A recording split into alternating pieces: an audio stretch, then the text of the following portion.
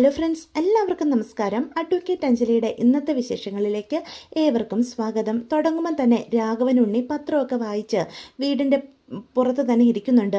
കുറേ സമയമായാലും ഒരു ചായ ചോദിച്ചിട്ട്. ഇത്രയും നേരമായിട്ട് ഈ വീട്ടിലൊരാൾക്കും എനിക്കൊരു ചായ കൊണ്ടുതരാൻ പറ്റത്തില്ലേ? അപ്പം വീണ്ടും വിളിച്ച് ചായ എന്ന് പറയുന്നുണ്ട്. എല്ലാ എണ്ണവും ഇത് എവിടെ പോയി കിടക്കുക എന്നൊക്കെ ദേഷ്യത്തോടെ പറയാൻ കേട്ടോ. ഇതേ സമയം നമ്മുടെ അഞ്ജലിയും അതേ പരിസരത്തോടു കൂടി വരിക. അപ്പം രാഘവനുണ്ണി ചായ ചായ എന്ന് വിളിച്ചു കൂവുന്നത് അഞ്ജലി കേൾക്കുന്നുണ്ട്. ഡൈനിങ് ടേബിളിൽ ചായ ഫ്ലാസ്കിലെടുത്ത് വെച്ചിരിക്കുന്നത് അഞ്ജലിയുടെ ശ്രദ്ധയിൽപ്പെടുക. അപ്പം അഞ്ജലി അതിലൊരു ഗ്ലാസ്സിലേക്ക് ചായ എടുത്തുകൊണ്ട് രാഘവനുടെ അടുത്തേക്ക് ചെല്ലുക. അപ്പം അഞ്ജലി വരുന്ന കാണുമ്പം അയാൾ അവളെ ഒന്ന് സൂക്ഷിച്ചു നോക്കുക. ഇതെന്താ നീ ചായയായിട്ട് ഇങ്ങോട്ട് വന്നത് എന്ന് ചോദിക്കുക. ഇവിടെ ആരെയും കാണുന്നില്ല, അവരെല്ലാവരും ക്ഷേത്രത്തിൽ പോയെന്നാ തോന്നുന്നേ എന്ന് അഞ്ജലി അതിന് മറുപടി പറയും. ഓ, ക്ഷേത്രത്തിൽ പോയതല്ലേ? ശരിയാ, കുടുംബക്ഷേത്രത്തിൽ ഇന്ന് പൂജയ്ക്ക് പോകുമെന്ന് എന്നോട് നേരത്തെ പറഞ്ഞായിരുന്നു. ഞാൻ ആ കാര്യം മറന്നുപോയി. എന്തായാലും നീ ചായ എടുത്തോണ്ട് വന്നത് എന്തുകൊണ്ട് നന്നായി. ഞാൻ പറഞ്ഞ കാര്യങ്ങളൊക്കെ അപ്പം നിന്റെ തലയിൽ ശരിക്കും കയറിയിട്ടുണ്ടല്ലേ. ഈ വീട്ടിലെ ഒരു വേലക്കാരിയായിട്ട് ഇനിയിപ്പം നീ ഉണ്ടാകുമല്ലോ. എല്ലാവർക്കും വേണ്ടതൊക്കെ നീ എടുത്ത് വെച്ചോളൂല്ലോ അല്ലേ എന്ന് ചോദിക്കാം. അല്ല, ഇനിയിപ്പോൾ ചായ നീ എനിക്ക് എടുത്തു തന്നു. ഇനിയിപ്പം ബ്രേക്ക്ഫാസ്റ്റും എത്രയും വേഗം ഉണ്ടാക്കിക്കോ. ഇനിയിപ്പോൾ ഇവിടെ നിന്ന് സമയം കളയണ്ട, അടുക്കളയിലേക്ക് ചെല്ല്. നിന്റെ പണി ഏതാണെന്ന് ഇപ്പം നിനക്ക് മനസ്സിലായില്ലേ? നിനക്കൊക്കെ ഇതേ പറഞ്ഞിട്ടുള്ളൂ. ഞാൻ പറഞ്ഞതൊക്കെ നിന്റെ തലയിൽ കയറിയതിൽ എനിക്ക് സന്തോഷമുണ്ട് എന്ന് രാഘവനുണ്ണി അഞ്ജലിയോട് പുച്ഛത്തോടു കൂടി പറയാം. അയാളുടെ സംസാരവും വാക്കും ഒന്നും നമ്മുടെ അഞ്ജലിക്ക് തീരെ ഇഷ്ടപ്പെടുന്നില്ല കേട്ടോ. പക്ഷേ അഞ്ജലി അതെല്ലാം സഹിച്ച് അവിടെ നിൽക്കുകയാണേ. അതിനുശേഷം അവിടെ നിന്ന് അങ്ങോട്ട് പോവാം. അപ്പം വീണ്ടും രാഘവനുണ്ണി പിറുപിറുക്കുന്നുണ്ട്. ഇതൊക്കെ ഇത്രയേ ഉള്ളൂ. ഇവളൊക്കെയാ എന്നോട് കളിക്കാൻ വളർന്നിട്ടുണ്ടെന്നും കരുതി എൻ്റെ നേർ നിന്ന് സംസാരിച്ചത്. ഈ രാഘവനുണ്ണി ആരാണെന്ന് നീ ഇനി അനുഭവിക്കാൻ പോകുന്നേ ഉള്ളടി എന്നൊക്കെ പറയുന്നുണ്ട് കേട്ടോ. പക്ഷെ ഒരു അക്ഷരം പോലും നമ്മുടെ അഞ്ജലി അതിനൊന്നും മറുപടി പറയുന്നില്ല. ഇതേ സമയം ഹരീന്ദ്രനും അങ്ങോട്ട് വരികയാണ്. അപ്പം ഹരീന്ദ്രനെ കാണുമ്പം രാഘവനുണ്ണി സമയം നോക്കിയിട്ട് പറയും, എടോ 8:09 വരണോന്ന് പറഞ്ഞിട്ട് സമയം 8:30 ആയല്ലോടോ എന്ന് ചോദിക്കാം. അത് പിന്നെ സാർ എല്ലാം റെഡിയാക്കി വന്നപ്പം ഇത്രയും സമയമായി, അത്രേ ഉള്ളൂ എന്ന് പറയണം. ഞാൻ പറഞ്ഞിട്ടുള്ള ഫയലുകളൊക്കെ താൻ കൊണ്ടുവന്നിട്ടുണ്ടല്ലോ അല്ലേ? ഉണ്ട് സാർ, എല്ലാം റെഡി ആയിട്ടുണ്ട്. അതെല്ലാം ഞാൻ വരാൻ വൈകിയത് എന്ന് ഹരീന്ദ്രൻ പറയും. തനിക്ക് ചായ വല്ലതും വേണോ? ഇവിടെ ആണെങ്കിൽ ഇപ്പോൾ പുതിയ ഒരുത്തി വന്നിട്ടുണ്ടല്ലോ, അവളുടെ കൈകൊണ്ടുണ്ടാക്കിയ ചായ. എന്നെ വെല്ലുവിളിച്ച് കോടതിയിൽ വലിയ വക്കീലായി തീരുമെന്ന് പറഞ്ഞ് നടന്നവളാ. ഇപ്പോൾ ഈ അടുക്കളയിലെ ദാസിപ്പണി അതാ അവൾക്ക് പറഞ്ഞിട്ടുള്ളൂ. അവളുടെയൊക്കെ സ്ഥാനം എന്താണെന്ന് സ്വയം അവൾ മനസ്സിലാക്കി ഇവിടെ ജീവിക്കാൻ തുടങ്ങിയിട്ടുണ്ട്. അപ്പം അഞ്ജലി അവിടെ നിൽക്കുക. ദേ, ഒരു ചായ കൂടി എടുത്തോണ്ടിങ്ങ് പോരെ, ഇവനും ഒരു ചായ കൊടുക്കണം എന്ന് പറയാം. അപ്പം അഞ്ജലിയെ ഇടിച്ചു താഴ്ത്തിയുള്ള സംസാരമൊക്കെ ഹരീന്ദ്രന് നല്ല രീതിയിൽ അങ്ങ് ഇഷ്ടപ്പെടുന്നുണ്ട് കേട്ടോ. അയാൾ പുച്ഛത്തോടു കൂടി അഞ്ജലിയെ ഒന്ന് നോക്കുക. പെട്ടെന്ന് ഹരീന്ദ്രൻ ചോദിക്കും, അല്ല സാർ, പത്മ കേസിൻ്റെ അടുത്ത ഹിയറിംഗ് ആയിട്ടുണ്ടല്ലോ എന്ന് ചോദിക്കാം. എനിക്ക് നല്ല ടെൻഷനുണ്ട്. നമുക്കെതിരായിട്ടാണ് ഇപ്പം എല്ലാ കാര്യങ്ങളും നടന്നുകൊണ്ടിരിക്കുന്നത്. എന്തെതിരടോ? എന്നെ വെല്ലുവിളിച്ച് പോയവരൊക്കെ എൻ്റെ വീട്ടിൽ തന്നെ എൻ്റെ ദാസിയായിട്ട് ജീവിക്കുന്നത് നീ കണ്ടില്ലേ? അഞ്ജലി അങ്ങോട്ട് ചായയായിട്ട് വരികയാണ് കേട്ടോ. അപ്പം ഹരിയുടെ കയ്യിലേക്ക് ചായ കൊടുക്കുക എന്ന് ആജ്ഞാപിക്കുകയാണ് രാഘവനുണ്ണി അഞ്ജലിയോട്. അഞ്ജലി അതുപോലെ തന്നെ ചെയ്യാം. ഹോ, ഇത് എന്തൊരു ചായ ഇത് എന്ന് അപ്പം ഹരീന്ദ്രൻ അഞ്ജലിയോട് ചോദിക്കാൻ കേട്ടോ. പെട്ടെന്ന് രാഘവനുണ്ണിയും അതിൽ നിന്നൊരു സിപ്പ് എടുത്ത് കുടിക്കാം. വെള്ളം പോലെ ഉണ്ടല്ലോ, ഒരു ചായ പോലും ഉണ്ടാക്കാൻ അറിയാതെയാണോ നീ ഇങ്ങോട്ട് കെട്ടിക്കേറി ഇങ്ങ് വന്നത്? ദേ, മര്യാദയ്ക്ക് നിന്നില്ലെങ്കിൽ ഈ രാഘവനുണ്ണി ആരാണെന്ന് നീ അറിയും എന്നും പറഞ്ഞ് അഞ്ജലിയെ അവർ രണ്ടുപേരും കൂടി ചേർന്ന് നല്ല രീതിയിൽ അപമാനിക്കുന്നുണ്ട് കേട്ടോ. പക്ഷെ അഞ്ജലി അതിന് പ്രതികരിച്ച് ഒരു വാക്ക് പോലും മിണ്ടുന്നില്ല. ദേഷ്യത്തോടു കൂടി എല്ലാം കേട്ട് നിൽക്കാണ്. മര്യാദയ്ക്ക് വേറെ ചായ എടുത്തിട്ട് വാ. ദേ, ഞാൻ പറഞ്ഞിട്ടുണ്ട് ബ്രേക്ക്ഫാസ്റ്റും ഉണ്ടാക്കാൻ. എല്ലാം കൃത്യമായിട്ട് മുന്നിലെത്തിയിരിക്കണം. എന്തെങ്കിലും വീഴ്ച ഉണ്ടായിക്കഴിഞ്ഞാൽ ഈ രാഘവനുണ്ണിയുടെ യഥാർത്ഥ സ്വഭാവം എന്താണെന്ന് നീ അറിയും, കേട്ടോടി എന്ന് പറഞ്ഞ് അകത്തേക്ക് അവളെ പറഞ്ഞു വിടുകയാണ് കേട്ടോ. അപ്പം അവർ തമ്മിൽ സംസാരിക്കുന്നതൊക്കെ നമ്മുടെ അഞ്ജലി ശ്രദ്ധിച്ച് കേൾക്കുന്നുണ്ട്. അപ്പം രാഘവനോട് പറയുന്നുണ്ട്, കണ്ടോ നമ്മുടെ എതിരെ നിൽക്കുന്ന വക്കീലിൻ്റെ അവസ്ഥ എന്താണെന്ന് നീ കണ്ടല്ലോ. ഇതൊക്കെ ചൂടോട് കൂടി പോയി നീ ഇപ്പോൾ തന്നെ ബാർ അസോസിയേഷനിൽ പോയി എല്ലാവരുടെ അടുത്ത് പറയണം. ഒരു അഡ്വക്കേറ്റ് അഞ്ജലി ഥൂ എന്നും പറഞ്ഞ് അയാൾ അവിടെ തുപ്പാണ്.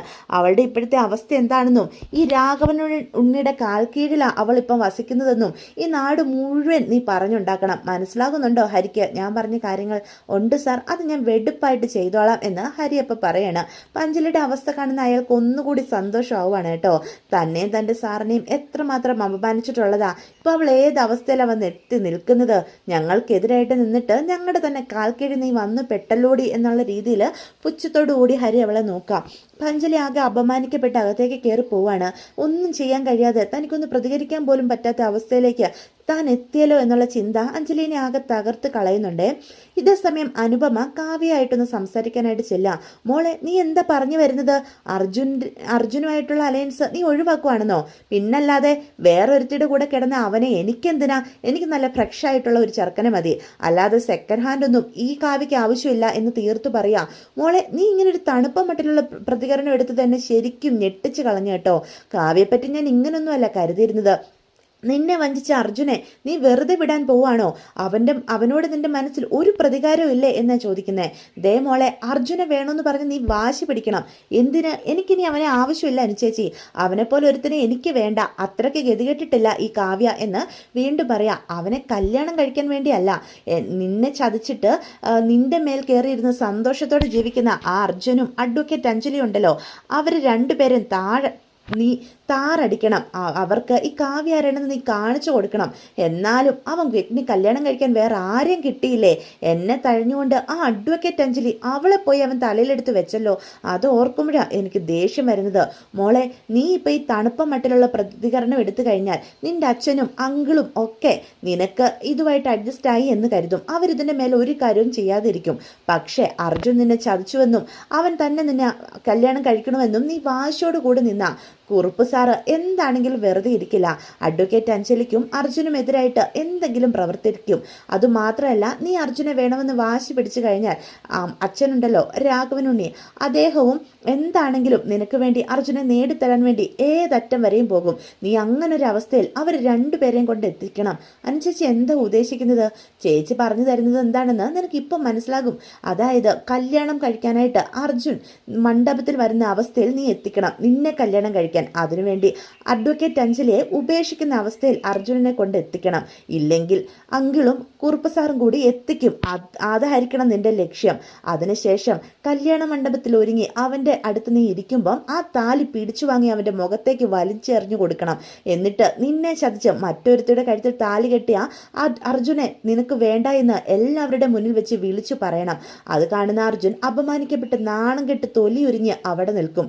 അപ്പം എങ്ങനെയുണ്ട് എൻ്റെ ഐഡിയ എന്ന് ചോദിക്കാം. അപ്പം കാവ്യ അതെല്ലാം മനസ്സിൽ കാണുകയാണ്. തന്നെ ചതിച്ച അർജുനെ ഈ നാട്ടുകാരുടെ ബന്ധുക്കളുടെയും എല്ലാം മുന്നിൽ വെച്ച് അപമാനിക്കാൻ കിട്ടിയ ഒരു അവസരം അത് കാവ്യയ്ക്കും നല്ലൊരു ഐഡിയ ആയിട്ട് തോന്നുക. ചേച്ചി പറയുന്നതിലും കാര്യമുണ്ട്.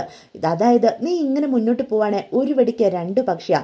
ഒന്ന്, അർജുൻ അഡ്വക്കേറ്റ് അഞ്ജലിയെ ഉപേക്ഷിക്കാൻ നിർബന്ധിതനാകും. രണ്ടാമത്തെ കാര്യം എന്താണെന്ന് വെച്ചാൽ നിന്നെ അപമാനിച്ച, നിന്നെ തിരസ്കരിച്ച അർജുനെ എല്ലാവരുടെ മുന്നിൽ നിനക്ക് നാണം കെടുത്താൻ കിട്ടുന്ന ഒരു അവസരം. നീ വേണോ ഞാൻ പറഞ്ഞു തന്ന ഈ ബുദ്ധി ഉപയോഗിക്കണോ വേണ്ടയോ എന്നുള്ളത് നിന്റെ മാത്രം തീരുമാനം. എന്താണെങ്കിലും ഈ അനുചേച്ചി നിന്റെ കൂടെ തന്നെ ഉണ്ടാകും. നിന്നെ പോലെ തന്നെ അഡ്വക്കേറ്റ് അഞ്ജലി എൻ്റെയും ശത്രുവ. അവൾ ഒരിക്കലും നല്ല രീതിയിൽ ജീവിക്കുന്നത് കാണാൻ ഞാൻ ആഗ്രഹിക്കുന്നില്ല എന്ന് അനുപമ തീർത്തു പറയാണ്. അപ്പോൾ അനുപമ ഉപദേശിച്ചു കൊടുക്കുന്ന ബുദ്ധിയൊക്കെ കാവ്യയ്ക്ക് നല്ലൊരു ഐഡിയ ആയിട്ട് തോന്നുകയാണ് കേട്ടോ. താൻ ഈ രീതിയിൽ പ്രവർത്തിക്കുകയാണെങ്കിൽ അഡ്വക്കേറ്റ് അഞ്ജലിയെയും അർജുനെയും തകർക്കാൻ തനിക്ക് സാധിക്കും എന്നൊരു ചിന്ത കടന്നു വരിക. അതുകൊണ്ട് തന്നെ അർജുന് വേണ്ടി വാശി പിടിക്കാൻ കാവ്യ തീരുമാനിക്കുകയാണ്. ഇതേസമയം നമ്മുടെ അമ്പാടി അഞ്ജലിയുടെ വീട്ടിലേക്ക് ചെല്ലുക. അഞ്ജലി ഇവിടെ ഉള്ളതായിട്ടൊന്നും തോന്നുന്നില്ലല്ലോ, അഞ്ജലി ഇവിടെ ഇല്ലേ എന്നൊക്കെയുള്ള ചിന്ത അമ്പാടിയുടെ മനസ്സിലേക്ക് വരിക. പെട്ടെന്ന് ആരെ അങ്ങോട്ട് ഇറങ്ങി വന്നിട്ട് ചോദിക്കും, ആരാ? ഞാൻ അഞ്ജലിയെ അന്വേഷിച്ച് വന്നതാ. അഞ്ജലിയെയോ? അതിന് അവളിപ്പോൾ ഇവിടെ അല്ലല്ലോ താമസിക്കുന്നത്. അവളുടെ കല്യാണം കഴിച്ചതിന് ശേഷം അവൾ ഹസ്ബൻഡിൻ്റെ വീട്ടിലാണ് താമസിക്കുന്നത് എന്ന് പറയാം.